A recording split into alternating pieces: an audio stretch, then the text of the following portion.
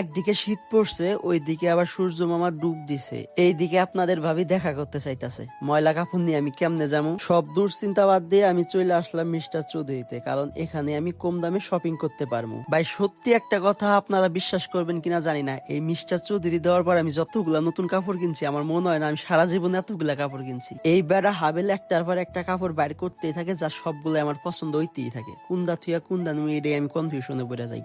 ওইদিকে আরেকটা আছে পরান, ওরা আমি যেরকম কিবা দেখা যায় কয় এইটাই ঠিক আছে, এইটাই নেই। আসলে ওরও কিন্তু খুব একটা দোষ নাই, মিস্টার চৌধুরীর কালেকশন গুলো এত চমৎকার, যেটা হাতে নেই ওইটাই সুন্দর লাগে। বিশ্বাস না হইলে একদিন মিস্টার চৌধুরীতে আইসাই দেখেন, আপনার পছন্দ হতে বাধ্য।